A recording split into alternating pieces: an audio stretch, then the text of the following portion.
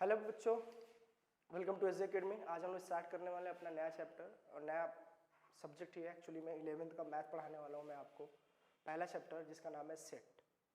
Set क्या है, set के फंक्शन क्या है, सेट के टाइप्स क्या है, सेट को समझना है तो कैसे समझेंगे उस चीज़ को बहुत आराम से बहुत बेसिक से लेकर चलेंगे, ठीक है, ताकि आने वाले एग्जाम में जैसे जेई वगैरह एग्जाम हो गया, ठीक है, कोई भी एग्जाम है जहाँ पे मैथ अप्लीकेबल है 11th-12th का, वो चीज़ आपको आराम से समझ में आ जाए, ठीक है। तो हम स्टैंडर्ड एकेडमिक्स को लेकर ही नहीं, साथ में एग्जाम में आ रहे क्वेश्चन जो जेई हो गया, एनडीए हो गया, जो सारे क्वेश्चंस वहाँ पे आते हैं उसको भी हम कवर करने की कोशिश करेंगे।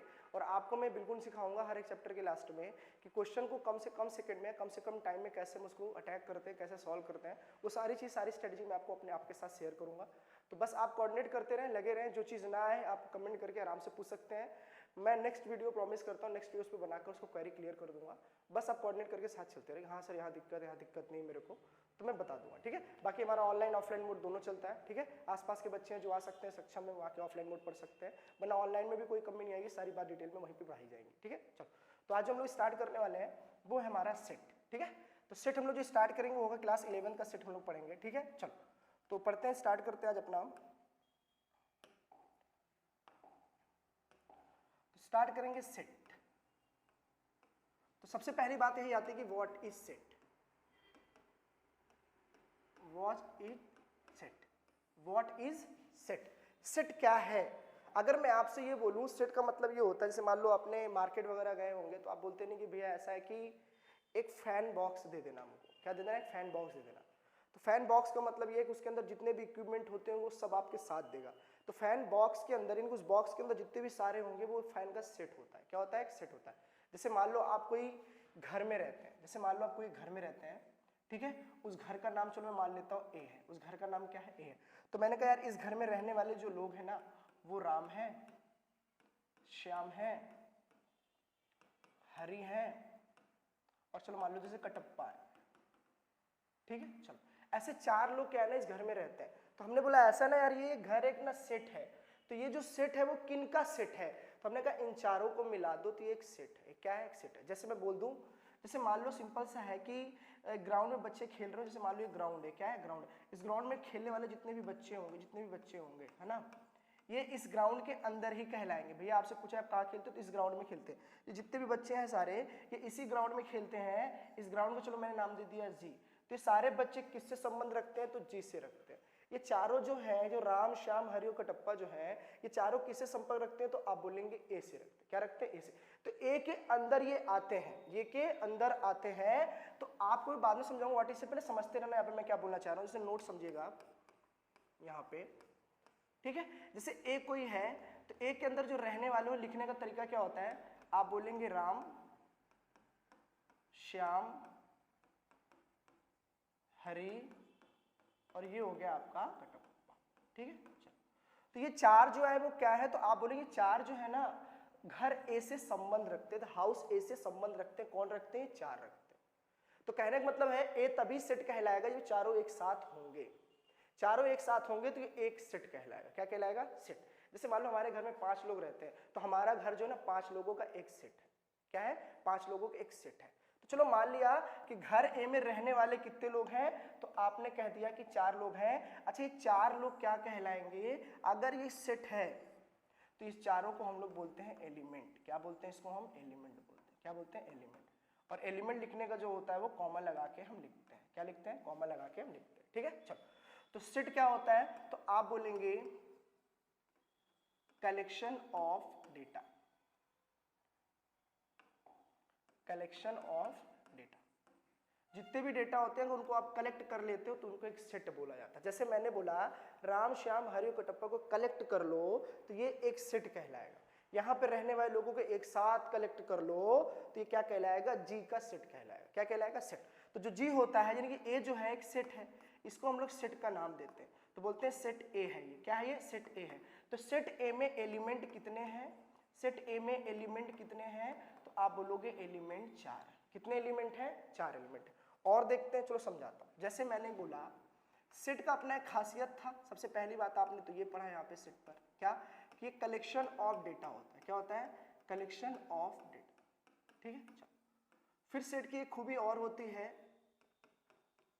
No same element no same element का मतलब क्या है आप समझिएगा। यहाँ पे नो सेम एलिमेंट का मतलब ये है कि जैसे जैसे मान लो कि एक सेट है, फिर बोलता हूँ मैं यहीं पे समझाने के लिए, ये एक सेट है, इसमें एस भी रहता है, इसमें पी भी रहता है, इसमें टी भी रहता है, इसमें आर भी रहता है, इसमें क्यू रहता है, लेकिन फिर हमने एस ले लिया। फिर हमने क्या ले लिया? एस ले लिया। तो आप बोलोगे सेट ए में कितने एलिमेंट है? तो सेट ए में जो एलिमेंट है वो 5 एलिमेंट है। कितने एलिमेंट है? 5। कितने एलिमेंट है? 5। लेकिन मैंने बोला चलो ठीक है लिख लेते हैं, सेट ए में कितने एलिमेंट है? तो आपने बोला 5। 5 क्यों बोल रहा हूँ? दिख तो 6 रहे हैं, लेकिन मैं 5 क्यों बोल रहा हूँ तब समझना। एस है, पी है, टी है, आर है, क्यू है, फिर एस है, फिर एस है। लेकिन सेट का ये नियम है नो सेम एलिमेंट, मतलब एक जैसा दिखने वाला दोबारा सेट का एलिमेंट नहीं हो सकता। क्या नहीं हो सकता? एलिमेंट नहीं हो सकता। फिर आप बोलोगे एस यहाँ भी दिख रहा है, एस यहाँ भी दिख रहा है, तो ये 2 बार दिख रहा है। एक्चुअली में जो ए का सेट कहलाएगा ओरिजिनल में, वो सेट कहेगा S, P, T, R, Q. इसीलिए मैं 5 बोल रहा था। तो आप समझ गए होंगे यहाँ पर कि कॉमन एलिमेंट सेट के अंदर नहीं हो सकते। कॉमन एलिमेंट सेट के अंदर नहीं हो सकते। तो नहीं हो सकते इसका मतलब आपको समझ में आ गया कि सेट की जो डेफिनेशन हो गई, तो आप बोलेंगे set means collection of data but having no common element, but having no common element. तो collection of data but having no common element, जहां पर कोई भी कॉमन एलिमेंट नहीं होते। फिर आगे देखते हैं समझने के लिए। चलो, फिर आपको ये पता चला कि ए सेट में कोई भी एग्जामिनर दे सकता है। जैसे मैंने कहा एक्स दे दिया, वाई दे दिया, जेड दे दिया, पी दे दिया, क्यू दे दिया, आर दे दिया। ऐसे करके उन्होंने टोटल नंबर ऑफ एलिमेंट कितने दे दिए हैं? तो नंबर ऑफ एलिमेंट यानी कि नंबर ऑफ एलिमेंट कितने दे दिए हैं? तो आप बोलेंगे 6। कितने दे दिए? 6। तो व्हाट इज एलिमेंट? कोई पूछे कि व्हाट इज एलिमेंट, तो आप क्या बोलेंगे कि एलिमेंट क्या होता है और क्या हो सकता है? तो आप बोलेंगे कि element is part of a set. Element जो होता है किसी भी सेट का बस पार्ट होता है। जैसे अगर मैं बोल दूं कि एलिमेंट जेड क्या है, तो आप बोलोगे पार्ट ऑफ सेट ए है। एलिमेंट क्या है? तो पार्ट ऑफ सेट ए है। तो इसको लिखने का तरीका कैसा होगा? अगर किसी ने आपसे पूछ लिया कि यार ये बता दो जेड क्या है, जेड का ए से किस प्रकार संबंध रखता है, आप बोलोगे जेड जो है ए से बिलोंग करता है। तो इसका मतलब ये होता है कि इससे बिलोंग्स करता है। ये जो सिंबल आपको दिख रहा है इसका मतलब बिलोंग्स, मतलब बिलोंग मतलब इससे संबंध रखता है। तो जेड जो है ए से बिलोंग करता है, मतलब जेड जो है पार्ट ऑफ ए है। पार्ट ऑफ ए है। फिर बोलोगे जेड क्या था? तो जेड तो एलिमेंट था, इसलिए element is part of set. अब ए ही तो सेट था और जेड ही तो एलिमेंट था, इसीलिए मैंने बोला कि element is part of a set. Element जो होता है किसी एक पार्ट का सेट होता है। फिर आप कहोगे कि नंबर ऑफ एलिमेंट जो 6 आया है उसको क्या लिखने का तरीका बस यही होता है? तो उसको समझिएगा, फिर मैं समझा रहा हूँ। इंट्रोडक्शन पार्ट है, पूरा डिटेल में समझेंगे, पार्ट 1 पार्ट 2 करके अच्छे से पूरा डिटेल में लेके चले। पहले आप समझो। चलो, हमने कहा सेट एक ए ले लिया, ठीक है। चलो सेट जैसे मान लो मैंने ले लिया, चलो यही ले लो, सेट मैंने ए ले लिया, समझ रहे हो ना। ए में मैंने एलिमेंट ले लिया, 1 ले लिया, 2 ले लिया, 3 ले लिया, 4 ले लिया, 5 ले लिया, 6 ले लिया। अगर मैं दोबारा 6 ले लूँ, आप बोलो सर कोई फर्क नहीं पड़ता, आपने तो बोला कि set is a collection of data but having no common element, लेकिन जिसमें कॉमन एलिमेंट नहीं होते हैं, ठीक है। तो कोई मतलब है नहीं इसको लेने का, ठीक है। चलो, तो मैंने बोला नंबर ऑफ एलिमेंट कितने आए, तो नंबर ऑफ एलिमेंट कितने आए, चलो नंबर ऑफ एलिमेंट कितने आए, तो आप बोलोगे नंबर ऑफ एलिमेंट यहाँ पे 6 आए, हमने काउंट किया तो 6 आए। लेकिन नहीं, इसको लिखने का तरीका क्या होगा, तो आप बोलोगे n ब्रैकेट में a जो है वो 6 है। अच्छा, ये क्या डिफाइन करता है, तो आप बोलोगे cardinal number of set a equal to 6 है। Cardinal number of set A equal to 6 है। ये कार्डिनल नंबर क्या होता है, ये कार्डिनल नंबर क्या होता है, तो आप समझना इस चीज को। कार्डिनल नंबर क्या होता है आप समझिएगा। कार्डिनल नंबर एक्चुअली में इस सेट में क्या प्रूव करता है, तो कार्डिनल नंबर को हम एलिमेंट के नाम से जानते हैं। जितने एलिमेंट होते हैं उतने हमारे कार्डिनल नंबर कहलाते हैं। लेकिन फिर भी मैं आपको बता दे रहा हूँ कार्डिनल नंबर क्या होता है। जैसे कि 1 2 3 4 5 6, एक ले लिया, एक मैंने R ले लिया, P ले लिया, T ले लिया, Q ले लिया, X ले लिया, Y ले लिया और Z ले लिया। ठीक है, तो कार्डिनल नंबर ये क्या कहता है, ये जो लिखे हैं उस पर फोकस मत करो, ये जो लिखा हुआ है उस पर फोकस मत करो, इसको बस काउंट करो। इसको काउंट करो तो जितने बार आता है उसको बोलते हैं कार्डिनल नंबर। इसको काउंट करो जितना आता है उसको क्या बोलते हैं, उसको बोलते हैं कार्डिनल नंबर। तो ये हमारा एक कार्डिनल नंबर है, कार्डिनल नंबर है। और ये भी हमारा क्या है, कार्डिनल। नाम से मतलब नहीं होता है उसको एक्चुअली में नाम से मतलब नहीं होता, उसको बस एलिमेंट से मतलब होता है, कितने एलिमेंट है। इसीलिए बोला कार्डिनल नंबर जो होता है सेट में एलिमेंट का काम करता है। नंबर ऑफ एलिमेंट ही कहलाता है कार्डिनल नंबर ऑफ सेट ए।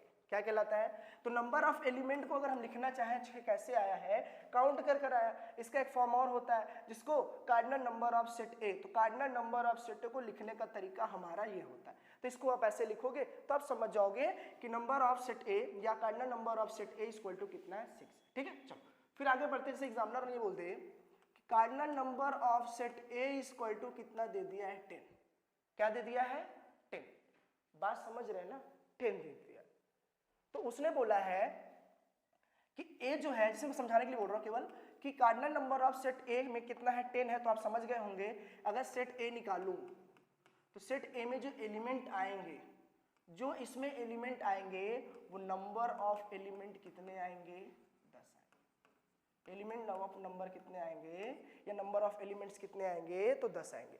अब 10 कौन कौन से हो सकते हैं ये हमको तो नहीं बताया, लेकिन इसको लिखने का जो तरीका है कि कार्डिनल नंबर ऑफ सेट ए 10 है, तो सेट ए में कितने एलिमेंट होंगे, तो आप बोलेंगे 10 होंगे। तो कौन कौन से होंगे वो एक सिचुएशन के थ्रू आपको बताई जाएगी। किसके थ्रू बताई जाएगी, सिचुएशन के थ्रू बताई जाएगी। अब सिचुएशन कैसे दे सकता है, तो सिचुएशन आपको कई फॉर्म में दे सकता है। जैसे आपको रोस्टर फॉर्म में दे सकता है।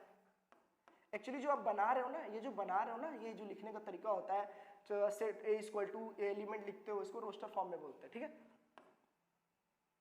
फिर एक होता है सेट बिल्डर फॉर्म। ठीक है, एक होता है विजुअल फॉर्म।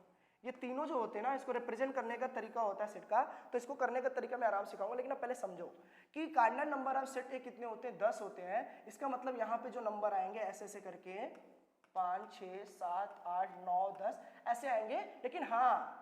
लेकिन सब एलिमेंट क्या होंगे, तो सब एलिमेंट जो होंगे आपके डिफरेंस होंगे, या कह सकते हैं आप यहाँ पे कि ये डिफरेंट होंगे। क्या होंगे यहाँ पे, ये डिफरेंट होंगे। तो आराम से बातें समझ में आ गई होंगी यहाँ पे अच्छे से कि भाई सेट ए में जितने भी एलिमेंट होंगे तो 10 ही होंगे, लेकिन सब क्या होंगे, डिफरेंट होंगे। अगर मैंने कॉमन ले लिया तो सेट की जो डिफिनेशन है वो प्रूव नहीं कर पाएंगे कि सेट डिफिनेशन क्या होती है। तब बोलोगे collection of data but having no common element. ये चीज समझाना चाह रहा हूं बार बार मैं। चलो, तो सेट में आपको बातें समझ में आ गई होगी कि इसमें एन ए का मतलब क्या होता है। एन ए का मतलब क्या होता है, कल एग्जामिनर ने अगर आपसे ये बोल दिया कि भैया cardinal number of set A equal to दिया है 20 और cardinal number of set B equal to दिया है 10, तो आपको बताना है cardinal number of A into cardinal number of B कितना हो जाएगा। अगर इन्होंने बोल दिया कि set A not equal to set B, set A not equal to set B का मतलब ये हुआ कि सेट ए में आने वाले एलिमेंट बी में आने वाले सेट एलिमेंट से बिल्कुल मैच नहीं करते, इनके अपने 20 एलिमेंट अलग हैं, इनके अपने एलिमेंट 20 अलग है। तो आप बताओ cardinal number of set A into cardinal number of set B में टोटल एलिमेंट कितने आएंगे।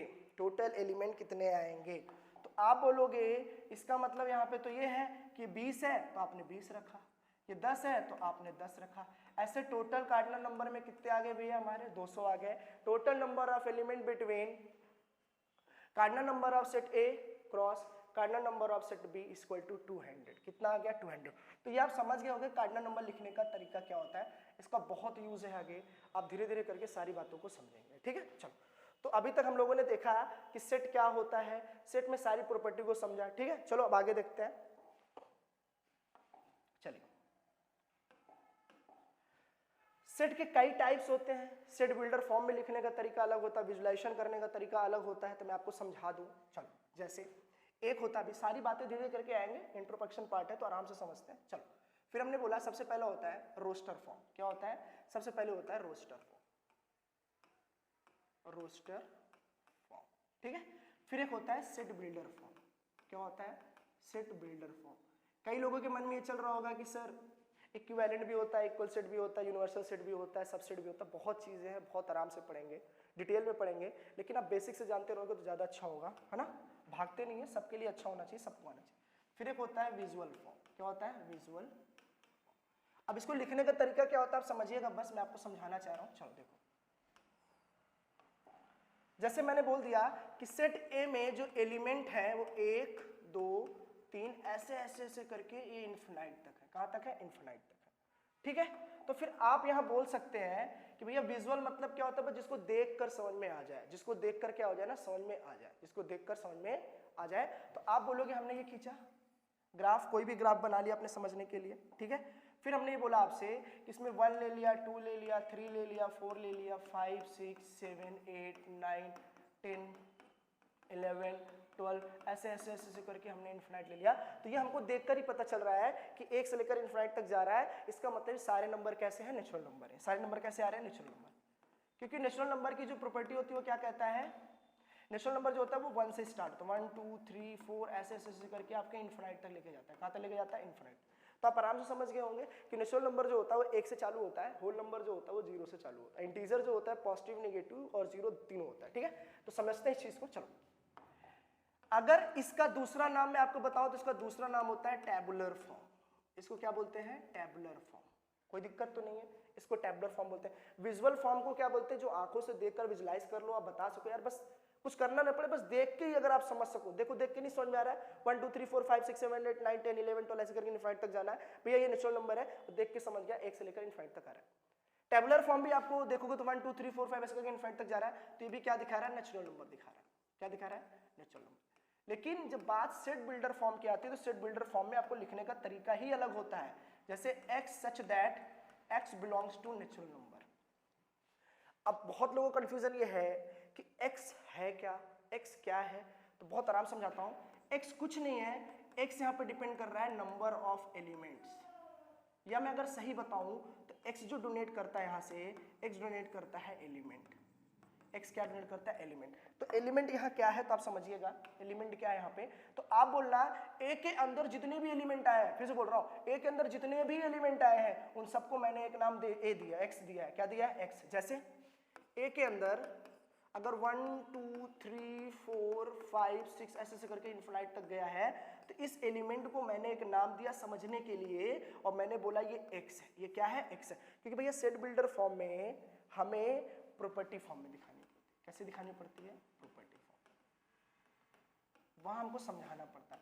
अब मैंने x को पूरा नहीं लिखा कि 1 से लेकर इन्फिनाइट तक, मैंने 1 से इन्फिनाइट तक को x ही मान लिया, और मैंने कहा 1 से लेकर इन्फिनाइट तक क्या हो सकता है, तो आप बोला यार a से लेकर इन्फिनाइट तक तो नेचुरल नंबर हो सकता है। तो फिर मैंने बोला कि x सच दैट, तो ये जो साइन लगा है ना, इसका मतलब होता है सच दैट। सब सिंबल याद रखिएगा, नहीं बहुत दिक्कत होगी आपको समझने में। x such that x belongs to natural number. जैसे बहुत समय पहले मैंने आपको बताया था, यहाँ पे देखो दिखाता हूं, कहीं अगर दिखाया है तो मैंने बताया था कि z जो है वो a से संबंध रखता है, तो z बिलोंग्स टू a। उसी प्रकार यहां मैं बता रहा हूं आपको, यहां मैं बता रहा हूं कि x जो है बिलोंग करता है नेचुरल नंबर से। सारे नेचुरल नंबर तुम्हारे x हो सकते हैं, ये बोल सकते हो अभी तो सारे नेचुरल नंबर x हो सकते हैं क्योंकि 1 से स्टार्ट है, कल अगर 4 से स्टार्ट करूंगा तो सारे नेचुरल नंबर x नहीं होंगे, लेकिन हाँ सारे x जो है वो सारे नेचुरल नंबर होंगे, ये पॉसिबल है। सारे x होंगे वो नेचुरल नंबर होंगे, पॉसिबल है। तो ये चीज दिखा दिया आपको, ठीक है, कोई दिक्कत तो नहीं है। और रेंज कहां तक बता दिया x का रेंज बता दिया है 1 से ग्रेटर या इक्वल हो, लेकिन स्मॉलर और इक्वल टू हो इन्फिनाइट का, ये आपको इन्होंने एक रेंज बता दिया। इसको बोलते हैं property form, set builder form में लिख दिया। मतलब देखो समझा जी, मतलब सेट समझना, टेबुलर फॉर्म को देखोगे, रोस्टर फॉर्म को देखोगे, वो अपने आप बताता है।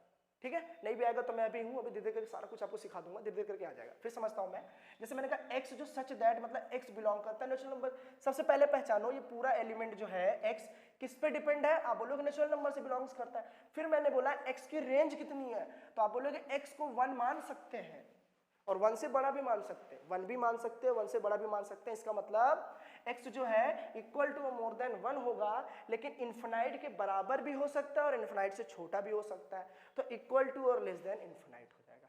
तो इसको बोलते हैं हम लोग क्या भैया ना, सेट बिल्डर फॉर्म। इसे क्या बोलते हैं, सेट बिल्डर फॉर्म। ये हो गया हमारा सेट बिल्डर फॉर्म, ठीक है। तो धीरे धीरे करके हम लोग ऐसे टॉपिकों पे धीरे धीरे करके समझेंगे। अब आज से स्टार्टअप है, हमने इंट्रोडक्शन दिया, काफी चीजें मैंने आपको सिखाई है। कल धीरे धीरे करके हम लोग आपको roster form, set builder form, visual form, ऐसे करके मैं सारा कुछ आपको सिखा दूंगा। एक भरोसे के साथ आप लग रहिए, सारा कुछ आपको आ जाएगा, ठीक है। चलो ऐसे ही मिलते रहेंगे, मुस्कुराते रहिए, समझते रहिएगा। आके हम लोग मिलेंगे और थोड़ा सा कोशिश करना, अगली वीडियो को वेट करना, बहुत जल्द आराम से मिल जाएगा। चलो टाटा बाय बाय।